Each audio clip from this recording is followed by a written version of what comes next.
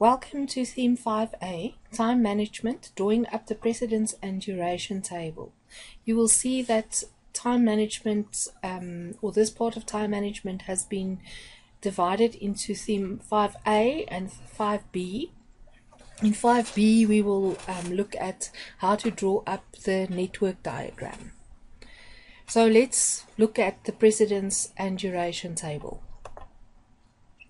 So the main outcome here is we want to be able to generate an activity precedence and duration table for a project. So the first thing that we need to do, if you remember when we spoke about the work breakdown structure, we said very clearly that there is no sequential information in the work breakdown structure. So the first thing that we need to do to draw up the dependencies of the tasks is to look at the different relationships that you can have between tasks. Now, in the project management literature, you will find that there are various initiation relationships. So there's start to start. So for example, we need to move in the furniture before we can start moving in the furniture and then the employee can move in, and you can see there is a lag here of 5 days, but we don't have to complete moving in the furniture before the employee can start moving in, and this is called a start to start relationship. Then we have the finish to finish. So if we are laying asphalt, so asphalt is tar in South African language, and we want to paint parking lines, we don't have to finish laying all the asphalt. We can start painting some of the parking lines before the asphalt is finished, and you can see that there's a lag here of 5, and this is then a finish to finish relationship. Okay, then the next one is a start to finish. So we want to test the new system and we want to phase out the old system. So what we do is we still run the old system before while we are testing the new system. So there we're testing the new system, but the old system only gets phased out once we are sure that the new system is working. So there you can see there's a lag of 25 days. Okay, but those three relationships that we've spoken about are really, as far as I'm concerned, academic relationships, because the ones that we normally use in practice are the finish to start relationships. Okay, so we plaster the walls. Once we finish plastering the walls, we tear down the scaffolding, and there you can see A is finished, and then we can do B. And so really at the end of the day in this course, what we are going to be talking about is finish to start relationships. Okay, so let's look at how do we decide how we are going to sequence activities. So here is an example of typical activities. We're preparing for work, so we want to prepare our body, we want to prepare breakfast, and we want to prepare transport. And for preparing our body, I've just put 9, 11, 12 10, 11 activities over here that a typical male will have to do when preparing their body to go to work. Alright, so let's look at how do we then decide in what way we are going to sequence the activities. So the first thing that we need to know about is dependencies. So the first type of dependency we get is the mandatory dependency. These dependencies are contractually required or are determined by the nature of the task. So I have to get undressed before I take a shower, because otherwise I'm going to end up with wet clothes. Another thing is that if I want to brush my teeth, I have to open my mouth before I can brush my teeth. So those are mandatory dependencies due to the nature of the task. Then there's discretionary dependencies, when two tasks cannot happen at the same time, but it does not matter which one happens first. So does it matter when I get dressed in the mornings, whether I put on my pants first or whether I put on my shirt first? So on the network diagram, I will indicate whichever one is my preference. Then there are external dependencies. This is when tasks are dependent on external influences, for example, vendors or departments outside the project. So if we think about our project of preparing our body for work, if I'm getting dressed and the baby cries, this is an external dependency to my project, as it will delay my project, because I'll have to do something because another department outside of what I'm focusing on has now demanded that I give it attention. Right, so here are all our tasks. So if we think about sequencing the tasks, obviously we think logically about how to sequence tasks. So if we look at all of these tasks, which one will happen the first? Obviously we need to wake up first before we can do anything in the morning. So we put wake up as the first task. Then after we wake up, we want to take a shower, but before we can take a shower, we have to get undressed. Well, for those of us that do sleep in pajamas, otherwise we would end up with wet pajamas. Okay, so we wake up and we get undressed. And then the next step is we take a shower. And then after we've taken our shower, we can now decide what are we going to put on first. Well, obviously we would need to put on our underwear before we can put on our shirt or our pants. Well, for men, maybe you don't need to put on your underwear because you don't wear a bra. But maybe you're wearing a vest, so you want to put on your underwear before you can then put on your shirt and your pants and your socks.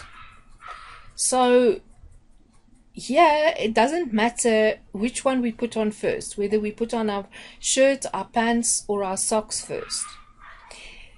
Then the next thing is that after we've put on our shirt, we can only put on our tie, and after we've put on our socks, we can only put on our shoes. Well, we probably need to put on our pants and our socks before we put on our shoes. But it doesn't matter whether we put our socks on first or whether we put our pants on first. So you can see that there's a certain logic that happens, that comes out of the activities that we have identified. Right, then to dry or brush our hair, it doesn't really matter where in the sequence we do it, except that it has to happen after we take a shower. Right, and then we probably want to put on our jacket last before we are ready to go and now sit down to breakfast. Okay, so here is the sequence of tasks that we followed for preparing our body in the morning.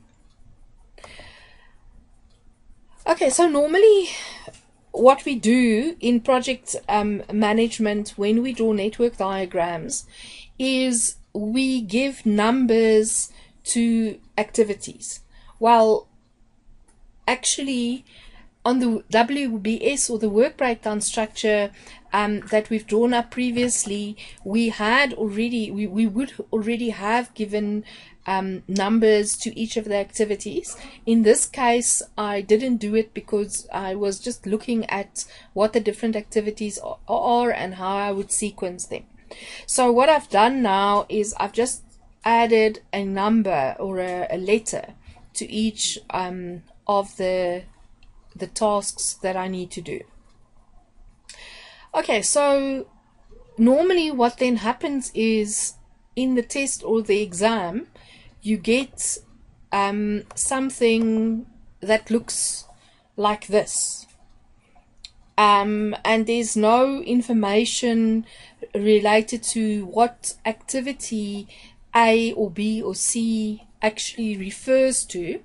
But I just want you to know that each one of these activities or each one of these letters actually refers to an activity that must be done. Okay, so let's go back to here. Alright, so there are two important words that we need to know before we can set up a precedence, activity and duration table. So the first word is predecessor. So pre means before, thus a predecessor is the task that comes before another task. In our example, A comes before B, thus A is the predecessor of B. So if we go back to our sequence of tasks over here, what is the predecessor of C? And if you look at this, the predecessor of C will be B. Suc means after, thus a successor, and this is from Latin. Thus a successor is the task that comes after another task. In our example, B comes after A, thus B is the successor of A. So look at our sequence over here. There's A, and the task that comes after A is B. So B is the successor of A. So if we look at C, what is the successor of C? The successor of C will be D, and the successor of C will also be J. So C has two successors. So let's look at predecessors, and let's look at a task that has more than one predecessor. So for example, if we look at K and we ask ourselves what are the predecessors of K, and we follow the lines back, H will be a predecessor of K, I will be a predecessor of K, and J will be a predecessor of K. Alright, so then our activity precedence and duration table, the first thing that we do to set it up is we put our activity number. So in the case of our WBS number, this would be the WBS number, and we would put the activity description on the activity precedence and duration table, just to show that this activity number here is actually related to an actual activity with a description. Because when we want to determine duration later on, it's important to know what the description of the activity is that we're actually busy with. Right, and so as I said previously, for the determination of the predecessors, I have just made a very simple network diagram, and I've taken away the description of each activity so that when we look at what is the predecessor of A, we've got our simplified diagram here at the bottom. Okay, so let's look at A. What is the predecessor of A? Well, A is the start of our project, and so it does not have a predecessor for this project. So we indicate that by just putting a line. Okay, so what is the predecessor of B? Well, the predecessor of B is the activity that happens before B, and in this case it is A. What is the predecessor of C? Well, the predecessor of C is the activity that happens before C, so that is B. What is the predecessor of D? Well, the predecessor of D is the activity that happens before D, so in this case it will be C. Right, now what is the predecessor of E and of F and of G? Now if we look at our diagram over here, you can see E's predecessor is D, F's predecessor is D, and G's predecessor is D. What is the predecessor of H? If we look at H, the activity that comes before it is E. What is the predecessor of I? Now I is interesting because we can see that there are two activities that actually link into I. So the predecessors of I will be F and G. What is the predecessor of J? Well, if we look at J, we can see that C is the predecessor of J. And then the last one, what is the predecessor of K? Now K again is interesting because it's got H, I, and J as predecessors. Okay, so I hope that now you will be able to take a simple diagram like this and you will be able to determine what the predecessors of each activity is. And in fact, the self-assessment that has been loaded onto my tutor has an exercise in this regard that will help you to practice this by yourself.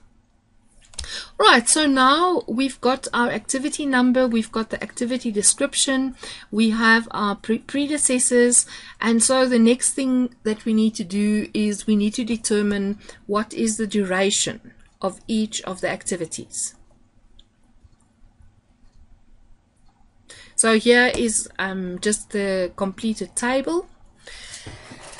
From the PMBOK, we know that there are certain inputs that we need to our activity duration estimates. And here are all the inputs that you can look at.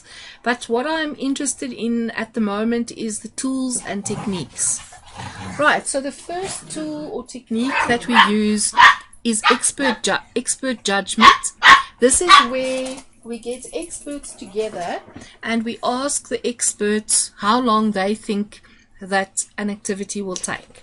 Now normally the correct expert to ask is the person who is actually going to do the work, and that is why we don't wait until we are or until the network diagram is completed to determine who the resources will be. We already know before what the activity resource requirements are. And we also know what the resource calendars are, so we know when the resources are available to work on our project. Okay, another tool or technique that we can use is analogous estimating. So this is where we say the last time that we drove to the airport, it took us half an hour. So probably the next time we drive to the airport, it will take half an hour. Then parametric estimating is where we have a certain number which is linked to the duration. So for example, let us say that the airport is 60 kilometers from where we are now, and we can drive at 60 kilometers an hour on average. That means that we will get to the airport in an hour. So you can see that what you do is you take the average time that a kilometer takes you, and you can then calculate from that how long it will take to do the actual distance that you want to do. So in software programming, for example, you would say that it takes a day to write 10 lines of code, and we estimate that for this activity we need 40 lines of code. So that means it will take 4 days to write the 40 lines of code, and that is what's called parametric estimating. Okay, then 3-point estimating is we will discuss in detail on the next slide. Then there are group decision making techniques. So instead of just asking the expert, the group sits together to decide how long it's going to take. And then there is also reserve analysis. Now, reserve analysis is when we are not sure exactly how long an activity will take. We get to a number, and then we say, all right, let's add a buffer to it. So we're really not sure how long this activity is going to take, so let's double what we think, and the double, or say we think it's going to take 2 days, so we put 4 days down, but 2 of those 4 days is then actually a buffer in case we need those days. All right, so the output then is your activity duration estimates and your project document updates. So let's look at the 3-point estimating. It's also called PERT, and how you calculate a time estimate using PERT is you get a pessimistic time, you get a most likely time, and you get an optimistic time. Then you take 1 times the pessimistic, 4 times the most likely, and 1 times the optimistic. And because you have 6 measurements above the line, you then divide it by 6. So here is an example. So in our project of preparing our bodies, our first activity is waking up. So the pessimistic estimate for waking up is, in my house, if there is no coffee, it takes me at least 30 minutes to wake up. And remember that we want to have our estimates in the same units. So because the optimistic one, so if I've slept well and I'm bright-eyed and bushy-tailed, and I've had a good weekend and I've rested over the weekend, it might take me 2 seconds to wake up on a Monday morning. All right, and so because this one is in seconds, I want this one in seconds as well. So 30 times 60 is 1,800 seconds. But on a normal day, the most likely time that it takes me to wake up is 5 minutes. So again, we want to translate it into seconds. So 5 times 60 is 300 seconds. Okay, so now what we do is we take our pessimistic, optimistic, and most likely, and we pop it into the formula. So 1,800 is our pessimistic. Our most likely is 300. So we say 4 times 300 plus our optimistic, which is 2. So that's 2 seconds. And we then do the sum, divide by 6, so we get to 500.33 seconds, and we then approximate that to 500 seconds. So this is just one way that we can use to determine how long to determine a time estimate for a specific activity, especially when it's difficult to determine and we're not quite sure how long it is going to take. Right, so we then start populating this into our activity precedence and duration table. So there is the 500 that I've worked out with PERT, and let's say it takes me 60 seconds to get undressed, 600 for the shower, 40 seconds to put on my underwear. Just note that the duration here is all in seconds. So it's important that in your duration column you indicate in what units your duration is given. Okay, and there I've just thumb-sucked some seconds that it will take me to do each of these activities. And that basically is the end of how to draw up an activity precedence and duration table. So go and do the first 6 questions of the self-assessment on my tutor, because that deals with this with 5A. Or you can watch the next video as well and then do the whole theme 5 self-assessment questions.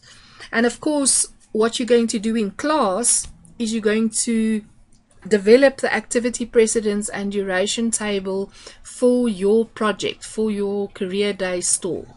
So bring with your work breakdown structures for the next class so that you can start working out your activity precedence and duration table.